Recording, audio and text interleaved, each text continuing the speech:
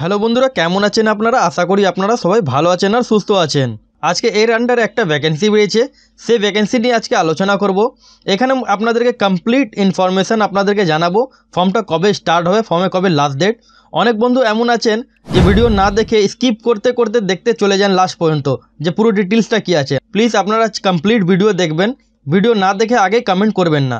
এই ভ্যাকেন্সির মধ্যে আপনাদেরকে আজকে জানাবো এখানে details of notification, full notification, এখানে কোয়ালিফিকেশান কী লাগছে, এখানে এজ লিমিট কত, অ্যাপ্লিকেশান ফি কত লাগছে, এখানে আপনাদেরকে পুরো ডিটেলসটা জানাবো। অনেক বন্ধুদের কমেন্ট আসছে যে সব অফ গ্রেড 4-এ কবে রেজাল্ট ছাড়বে, অথবা কেএমসি মজদুরে যেটা টেস্টটা নেওয়া হবে সেটা কবে নেওয়া হবে। তাহলে এখন পর্যন্ত ওর কোনো নোটিফিকেশান আসছে না, অথবা ওদের কোনো নোটিশ আসছে না, সেটা নিয়ে আপনাদেরকে কোনো ডিটেলসটা আমি বলতে পারছি না। তাহলে যখনই এর ডিটেলস আসবে, কোনো নোটিশ আসবে, তাহলে আপনারা এই চ্যানেলে আপনারা ভিডিওটা পেয়ে যাবেন। আমার চ্যানেল যদি নতুন হয়ে থাকেন তাহলে প্লিজ চ্যানেলকে সাবস্ক্রাইব করে বেল আইকনটা ক্লিক করে দেবেন। আর ভিডিও যদি ভালো লেগে থাকে তাহলে একটা লাইক করে দেবেন, যাতে ভিডিও বানাতে আমি মোটিভেট পাই। তাহলে চলি আপনাদেরকে পুরো ডিটেলসটা দেখাই। এখানটা দেখতে পাচ্ছেন West Bengal municipal service commission 149 AJC Bose road, Kolkata 7,14,000। এর অ্যাডভার্টাইজমেন্ট নাম্বারটা দেখেন 2/2024। Recruitment notification to the post of সৎকার কর্মী under Kolkata municipal corporation. Age লিমিটের ব্যাপারে যদি বলি, এখানটা দেখেন এজ লিমিট 18 বছর থেকে নিয়ে আপ টু 40 ইয়ার্স অবধি আপনারা এখানটা আবেদন করতে পারেন। এখানে আপনাদের যেটা ডেট অফ বার্থ মাইনাস হবে 1/1/2024 থেকে আপনাদেরকে ডেট অফ বার্থ মাইনাস করতে হবে। আপনারা যদি SC ST হয়ে থাকেন তাহলে আপনারা আপ টু 45 ইয়ার্স অবধি আপনারা এখানটা আবেদন করতে পারেন। যারা OBC তারা 43 বছর বয়স অবধি আপনারা আবেদন করতে পারেন, কিন্তু ক্যাটাগরি জেনারেল শুধু 40 বছর বয়স অবধি আপনারা আবেদন করতে পারেন। এখানে টোটাল অফ ভ্যাকেন্সি যদি কথা বলি, এখানে টোটাল ভ্যাকেন্সি এখানে মাত্র 9খানা ভ্যাকেন্সি আছে, বেশি ভ্যাকেন্সি বের হয়নি, শুধুমাত্র 9খানা ভ্যাকেন্সি। এবার দেখেন এখানে ভাগ করে দেওয়া আছে ক্যাটাগরি ওয়াইজ ভ্যাকেন্সিজ। এখানটা দেখেন ক্যাটাগরি জেনারেল মধ্যে 2টো ভ্যাকেন্সি, SC মধ্যে 2টো ভ্যাকেন্সি, ST মধ্যে 1টা ভ্যাকেন্সি, OBC A মধ্যে 1টা ভ্যাকেন্সি, OBC B মধ্যে 1টা ভ্যাকেন্সি। আর যারা এক্স সার্ভিসম্যান জেনারেল ক্যাটাগরি ওখানে 1টা ভ্যাকেন্সি, যারা জেনারেল PWD তাদের এখানে 1টা ভ্যাকেন্সি। তার মানে এখানটা সবার জন্য ভ্যাকেন্সি আছে, একটা দুটো করে এখানে টোটাল এখানে সবার জন্য ভ্যাকেন্সি আছে। এখানে আপনাদের যেটা ডেট অফ বার্থটা কাউন্টিং হবে, এখানটা দেখতে পাচ্ছেন age as recorded only in Madhyamik অথবা স্কুল লিভিং সার্টিফিকেট যদি আপনাদের কাছে থাকে, সেই অনুযায়ী আপনাদের তার উপরে আপনাদের ডেট অফ বার্থটা ক্যালকুলেট করা হবে। আপনাদের আধার কার্ড, ভোটার কার্ড এসব মধ্যে আপনাদের অ্যাকসেপ্ট করা যাবে না। আর প্রুফ হিসাবে আপনারা এখানটা দেখতে পাচ্ছেন, প্রুফ হিসাবে আপনাদেরকে কোন কোন ডকুমেন্টস আপনাদের অ্যাকসেপ্ট হবে। এখানটা দেখেন voter ID card, pan card অথবা পাসপোর্ট, ড্রাইভিং লাইসেন্স এসব আপনাদের অ্যাকসেপ্ট হবে আপনাদের আইডি প্রুফের জন্য। তাছাড়া এখানটা দেখেন submission of bond, candidate call for personality test will be have to submit of bond on RS 50 টাকা, মানে 50 টাকা দামে আপনাদেরকে নন জুডিশিয়াল স্ট্যাম্প পেপার আপনাদেরকে বন্ড হিসাবে আপনাদেরকে জমা দিতে হবে।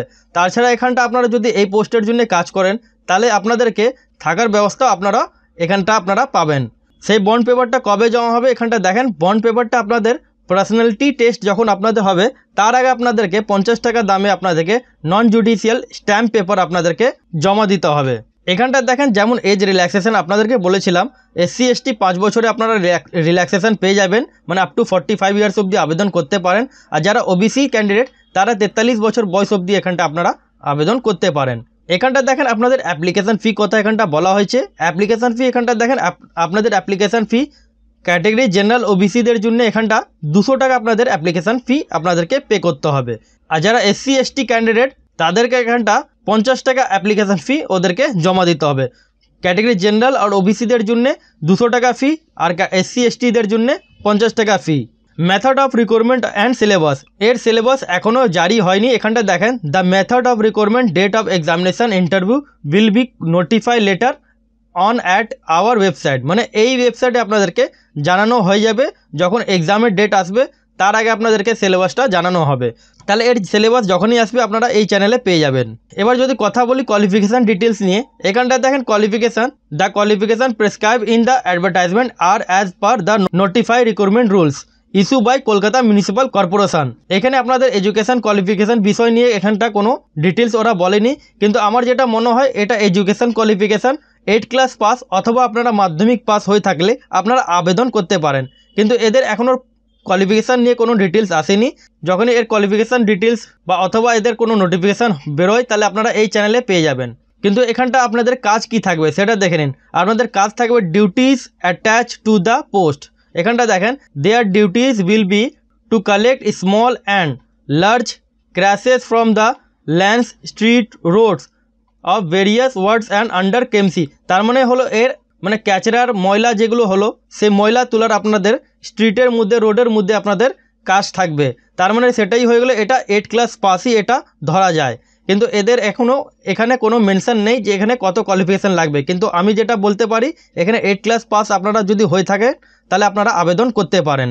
এর কোয়ালিফিকেশান ডিটেলস যদি কোনো নোটিফিকেশান আসে তাহলে আমি আপলোড করে দেবো এই চ্যানেলের মধ্যে। এবার কথাটা হলো এর ফর্মের স্টার্টিং ডেট কবে। আপনারা ভাবছেন এখনও স্টার্টিং ডেট বলা হয়নি, তাহলে আপনাদেরকে একটু স্টার্টিং ডেট দেখিয়ে দিই। এখানটা দেখেন স্টার্টিং ডেট 15 মার্চ, মানে 15ই মার্চ থেকে ফর্মটা শুরু হয়ে যাবে। আর ফর্মের যেটা লাস্ট ডেট থাকবে 14 এপ্রিল ফর্মে এটা লাস্ট ডেট আপনাদের থাকবে। তাহলে আশা করি বন্ধুরা আপনাদেরকে ঠিকঠাকভাবে বোঝাতে পারলাম। অথবা আপনারা যদি না বুঝতে পারেন তাহলে কমেন্ট সেকশানে কমেন্ট করবেন। আর আমার চ্যানেলে যদি নতুন হয়ে থাকেন ছোট বড় আপডেটের জন্য আর কলকাতা মিউনিসিপ্যাল কর্পোরেশনের আপডেটের জন্য তাহলে আমার চ্যানেলকে সাবস্ক্রাইব করে বেল আইকনটা ক্লিক করে রাখবেন। যখনই কোনো নোটিশ আসবে আপনারা সঙ্গে সঙ্গে পেয়ে যাবেন।